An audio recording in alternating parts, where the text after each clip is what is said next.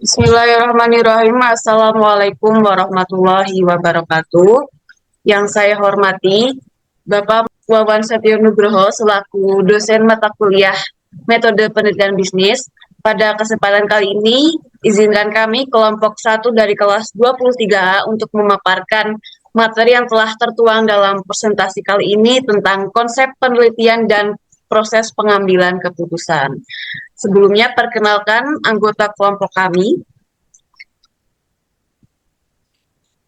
Sini ada Maududi Hasan dengan NPM 220101000106. Kemudian ada Damar Jati NPM 2201010149. Ada saya Haya Aulia NPM 2301010020. Kemudian ada Melin Septiani NPM 2301010023. Ada Serina Meliana NPM 2301010024 dan ada Desta Natali NPM 2301010025. Langsung saja kepada pembahasan pengertian dan tujuan dari penelitian.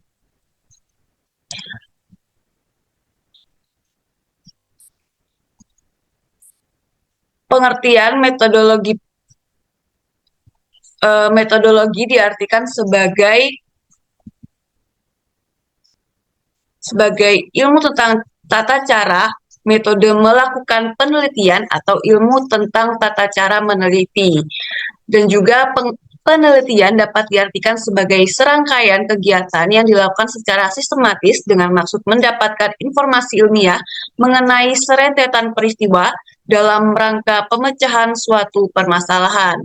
Secara bahasa, metodologi atau penelitian ini, metodologi berasal dari dua kata, yaitu metodos dan logos, yang berasal dari kata Yunani. Metodos diartikan sebagai jalan atau cara, dan logos berarti ilmu. Yang dapat disimpulkan berarti metodologi merupakan tata cara keilmuan berdasarkan ilmu atau ilmu tentang tata cara melakukan penelitian. Sedangkan tujuan dari penelitian adalah untuk menemukan dan mengembangkan ilmu pengetahuan dalam rangka memecahkan permasalahan-permasalahan secara praktis maupun teoritis. Next. Selanjutnya yaitu jenis-jenis penelitian. Riset dapat diklasifikasikan berdasarkan berbagai aspek tergantung pada pedoman yang digunakan. Secara umum, ada beberapa jenis penelitian yang sering digunakan dalam penelitian. Pada bagian ini, saya akan menjelaskan dua jenis pertama, yaitu berdasarkan lokasi penelitian dan berdasarkan tujuan penggunaan. Yang pertama, berdasarkan lokasi penelitian, dibagi menjadi 3, riset laboratorium, riset perpustakaan, dan riset lapangan. Riset laboratorium dilakukan di lingkungan yang terkontrol untuk memastikan akurasi hasil penelitian. Riset perpustakaan mengendalikan kajian literatur dan sumber tertulis sebagai bahan utama penelitian. Sedangkan riset lapangan, penelitian dilakukan secara langsung di lokasi yang menjadi objek riset untuk mendapatkan data secara nyata. Yang kedua, berdasarkan tujuan penggunaan. Dibagi menjadi 2, riset murni dan riset terapan. Riset murni yaitu berfokus pada pembagian ilmu pengetahuan tanpa mempertimbangkan penerapan langsung. Sedangkan riset terapan yaitu ditunjukkan untuk menyelesaikan permasalahan praktis di dunia nyata. Next. Selanjutnya, itu jenis-jenis penelitian berdasarkan tujuan penelitian. Berdasarkan tujuan penelitian itu ada 3. Yang pertama ada riset eksploratif, yang kedua ada riset pengembangan, dan yang ketiga ada riset verifikatif. Riset eksploratif itu adalah riset yang tujuannya untuk menggali atau mengeksplorasi suatu fenomena yang masih belum banyak diketahui. Biasanya riset ini dilakukan kalau topiknya masih baru atau belum ada penelitian sebelumnya. Lalu ada riset pengembangan. Riset ini dilakukan untuk mengembangkan atau menyempurnakan teori, konsep, atau sebuah produk. Lalu yang ketiga ada riset verifikatif. Tujuan riset ini adalah untuk menguji kembali teori atau penelitian sebelumnya, apakah masih berlaku dalam konteks yang berbeda atau perlu diperbarui lagi. Lalu, yang keempat, ada jenis penelitian berdasarkan tingkat analisisnya. Yang pertama itu ada deskriptif, dan yang kedua ada riset inferensial. Riset deskriptif itu bertujuan untuk menggambarkan atau mendeskripsikan suatu fenomena secara sistematis dan faktual tanpa mencari hubungan sebab atau akibat. Lalu yang terakhir ada riset inferensial. Riset ini itu mengambil kesimpulan dari data yang diperoleh dan menggeneralisasikannya ke populasi yang lebih luas lagi. Selanjutnya akan dijelaskan oleh rekan saya. Saya akan menjelaskan tentang proses pengambilan keputusan. Proses pengambilan keputusan ini memiliki beberapa sifat yang harus diperhatikan. Yang pertama adalah sifat yang sistematis, yang berarti berurutan dan padu mengikuti proses yang telah ditentukan. Jadi sebuah penelitian itu harus melalui proses-proses yang sudah ditentukan. Kemudian adalah terencana. Sebuah penelitian harus direncanakan secara baik dan terstruktur sehingga aktivitas-aktivitas yang akan dilaksanakan akan berjalan sesuai dengan kehendak kita. Kemudian nomor 2 itu adalah pentingnya pengambilan keputusan dalam penelitian. Pengambilan keputusan itu sangat krusial dan harus matang agar penelitian berjalan dengan baik. Keputusan juga harus melalui beberapa tahapan yang tepat untuk hasil yang lebih optimal. Kemudian langkah awal dalam pengambilan keputusan atau sebuah penelitian adalah menemukan suatu peristiwa yang dapat menimbulkan permasalahan dan merumuskan permasalahan sebagai dasar penelitian. Pemilihan model menjadi aspek yang sangat penting. Variabel dalam penelitian dikategorikan menjadi dua, yaitu variabel dependen dan independen. Variabel dependen adalah variabel yang dipengaruhi oleh variabel lain, sedangkan variabel independen adalah variabel yang mempengaruhi variabel dependen. Sementara itu, dalam ekonomi terdapat dua variabel, yaitu variabel endogen yang merupakan variabel yang nilainya ditentukan dalam model, dan variabel eksogen adalah variabel yang nilainya ditentukan di luar model. Kemudian, proses pengambilan keputusan yang efektif dalam penelitian. Pencarian informasi dan pengumpulan data. Sebuah penelitian memerlukan pencarian informasi yang dapat dilakukan sebelum merumuskan permasalahan. Data yang dikumpulkan harus relevan dengan permasalahan dan sesuai dengan model penelitian. Kedua, proses analisis data dan pengambilan keputusan. Analisis data membantu menghasilkan keputusan yang tepat. Bisa muncul masalah baru yang memerlukan data tambahan. Evaluasi alternatif dan pengambilan keputusan. Setiap alternatif dievaluasi berdasarkan kelebihan, kekurangan, dan kelayakan. Tujuannya adalah memilih solusi terbaik. Keputusan berdasarkan data yang telah dikumpulkan. Keputusan harus sesuai dengan tujuan penelitian. Pendekatan sistematis menghasilkan keputusan yang optimal dan berdampak positif. Baik, saya Mialin izin melanjutkan.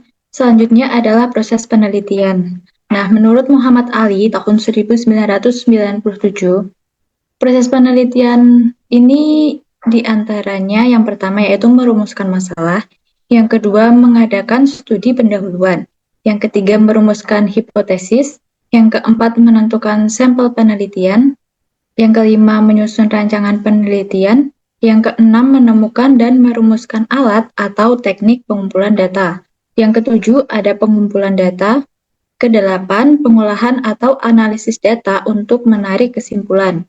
Yang kesembilan yaitu membuat laporan penelitian. Next. Nah, proses penelitian yang pertama yaitu merumuskan masalah. Sumber dari rumusan masalah ini tuh bisa dari bermacam-macam, yaitu bisa dari penelitian yang didapat dari pengamatan di sekelilingnya, hasil membaca, mengikuti seminar atau diskusi, pernyataan pemegang otoritas, atau bahkan dari pengalaman orang lain. Yang kedua, yaitu studi pendahuluan. Nah, di studi pendahuluan ini kita bisa mengambil sumber bahan bacaan seperti buku teks, buku jurnal, majalah, surat kabar, ensiklopedi, kamus, data-data statistik, maupun buku laporan hasil penelitian. Yang ketiga yaitu merumuskan hipotesis atau dugaan sementara. Nah, hipotesis ini berfungsi menjadi arah penelitian, memperjelas tujuan, memberikan batasan ruang lingkup penelitian, dan menekankan konsentrasi bagi peneliti. Next.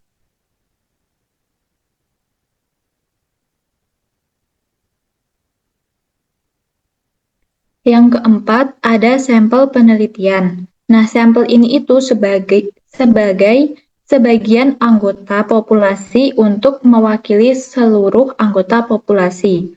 Sampel ini tuh ada beberapa teknik ya untuk mengambil sampel ini, diantaranya yaitu teknik probability sampling, seperti simple random sampling, systematic random sampling, stratified random sampling, cluster random sampling, atau menggunakan teknik non-probability sampling, yaitu dengan cara accidental sampling, quota sampling, dan purposive sampling.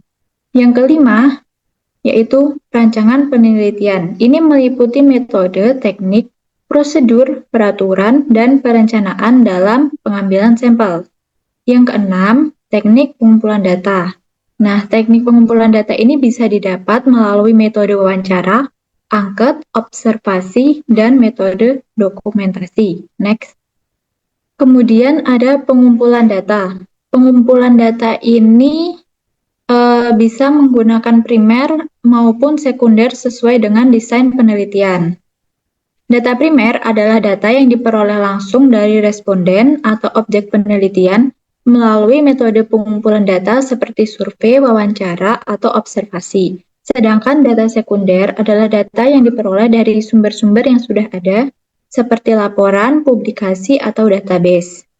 Selanjutnya ada analisis data, yaitu meliputi analisis kualitatif dan atau analisis kuantitatif. Nah, analisis kualitatif ini yaitu datanya itu berbentuk deskriptif, seperti narasi, wawancara, dan observasi. Tidak menggunakan perhitungan statistik, menitik beratkan pada makna dan pemahaman mendalam terhadap fenomena, bersifat subjektif, bergantung pada interpretasi peneliti, dan proses analisisnya itu dilakukan secara induktif atau dari data ke teori. Sedangkan analisis kuantitatif merupakan pendekatan analisis dengan perhitungan matematika statistika. Ini meliputi analisis deskripsi seperti tabel tunggal dan tabel silang, kemudian analisis korelasi dan regresi, analisis komparasional, dan analisis uji hipotesis. Nah, yang terakhir ada laporan penelitian. Selanjutnya, menyusun laporan penelitian yang mencakup latar belakang, metode, hasil, dan rekomendasi. Kemudian akan dilanjutkan oleh rekan saya. Nah, dari beberapa proses atau langkah-langkah penelitian seperti yang sudah disebutkan tadi, maka kiranya secara lebih sederhana dengan pendekatan urutan waktu maupun kegiatan dirumuskan sebagai berikut.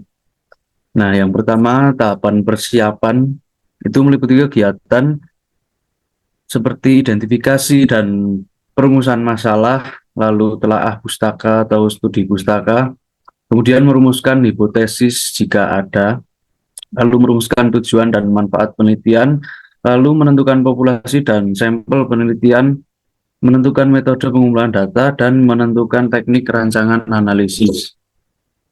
Nah, langkah yang kedua yaitu tahap perumusan kegiatan penelitian. Nah, tahap kegiatan ini merupakan upaya mewujudkan gagasan penelitian dalam bentuk rencana konkret dalam susunan yang sistematis. Gagasan dan konsep kegiatan penelitian yang telah dilakukan pada tahapan persiapan tadi diimplementasikan dalam bentuk naskah tertulis yang disebut dengan proposal rencana kegiatan penelitian. Lalu langkah yang ketiga ada tahap pelaksanaan penelitian.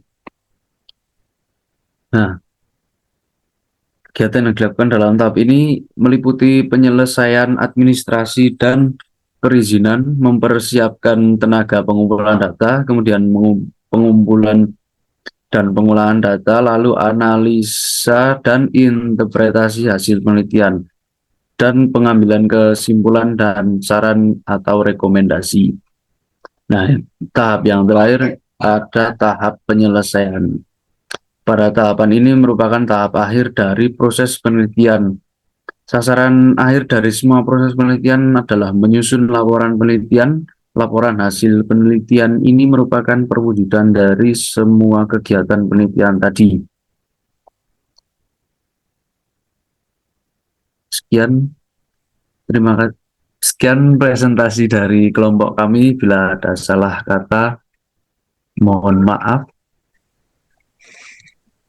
Saya akhiri. Wassalamualaikum warahmatullahi wabarakatuh.